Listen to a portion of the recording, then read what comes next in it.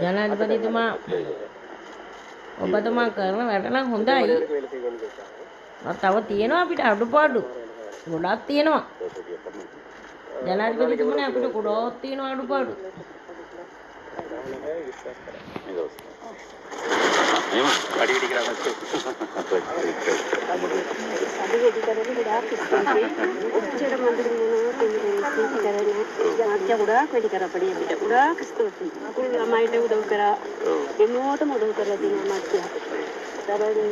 පස්සේ අපිට ගොඩාක් ඒක තියෙනවානේ මම බලන්නේ. ඒක සතුටින් මාත්‍ය මේ වගේ අපි බලන්න අපි ඉත සතුටින් කොයි මාත්‍යත් මේ අපි බලන්න ආන්නේ.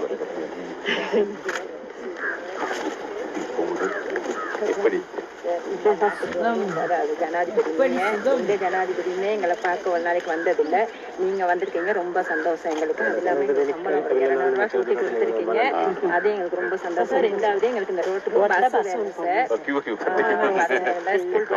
கஷ்டப்படுறாங்க. நீங்க இப்படி வந்தது ரொம்ப ரொம்ப சந்தோஷம்.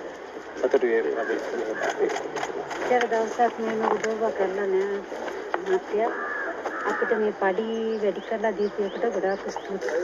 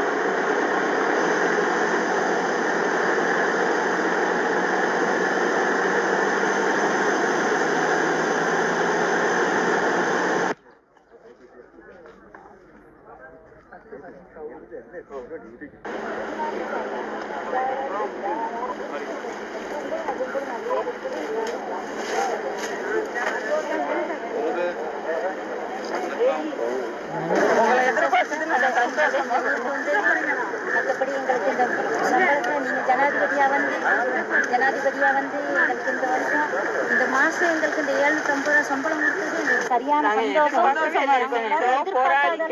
இந்த சம்பளம் கிடைச்சிருக்கு, அது சரியான சந்தோஷம்.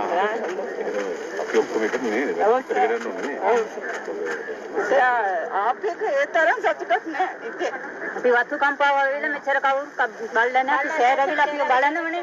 දැන් ෂෙයාර් අපි එක්කෙනෙක් වගේ අපි හරියට සතුටු වෙනවා. ෂෙයාර් අපි ඔයගොල්ලෝ පස්සේ තාන් කයිලම් පාත්‍ර உத்தர சம்பளம் ஜனாதிபதி இவர் தான் வேணும் நம்மளுடைய நாட்டுக்கு. இனி யாரும் ஜனாதிபதி இல்லை.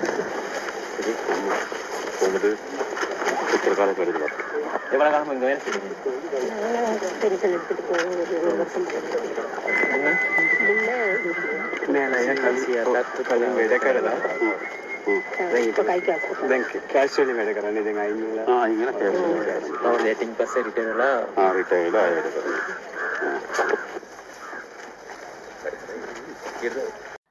අපට මං හිතන හැටියට හැමදාමත් ඔබතුමා තමයි අපිට අවශ්‍ය. මේ වගේ ජනාධිපති කෙනෙක් තමයි අපට අවශ්‍ය. අපේ කාලෙට අපිට වයසට කවදාවත් දැකලා නැහැ මේ වගේ ජනාධිපති කෙනෙක්. දුප්පත් මිනිසයා ගාවට ගිහිල්ලා මේ වගේ ඒ දුක බෙදාගත්තු ජනාධිපති කෙනෙක් අපිට ලැබිලා නැහැ. ඒක අපි ආඩම්බර වෙනවා. ඒ වගේ ඔබතුමාට ස්තුතිවන්ත වෙනවා. මේ මලයකමකට ගිහිල්ලා ඔබතුමා හැම කෙනෙක් ගාවම ගිහිල්ලා දුක බෙදාගත්තු එක, දුක සැප බෙදාගත්තු එක ලොකු දෙයක් ඒක අපිට. ඒ වගේම වතුකරු දෙමළ මිනිසුන්ට ලොකු දෙයක්. ඒක හැමෝම ගොඩාක් සතුටු වෙනවා ඒක. ඇත්තටම මේ එක තැනක මම දැක්කා ඇවිල්ලා ඔබතුමාව මේ මතින් අල්ලා ගන්නවා. කොයි ජනාධිපතිටද පුළුවන්? කාටද පුළුවන්? කාටද පුළුවන් කියන්නේ මොන ජනාධිපති කෙනෙක්ද අපිට මේ වගේ දෙයක් කරේ? කවුරුත් කරේ නැහැ. ඒ වගේ පඩිය තියාගෙන තමයි අර පඩිය වැඩි කරනවා කියලා තමයි පොලිටික් ගේම් එක කරේ අපේ වතුකරු ඉන්න മന്ത്രിවරු.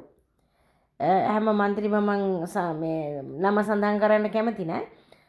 පොලිටිකල් කරේ, දේශපාලනය කරේ, අර පඩි වැඩි කරනවා, අද කරනවා, එට කරනවා, ඊළඟ දාට කරනවා.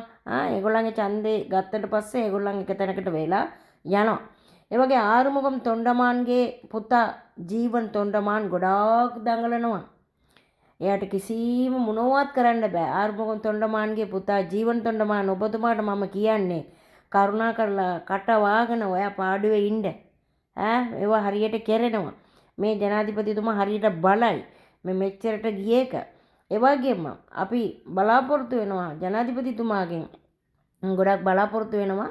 වතුකරු දෙමළ මිනිස්සුන්ට තව ගොඩාක් 90%ක්ම අඩුපාඩු තියෙනවා. මොකද්ද?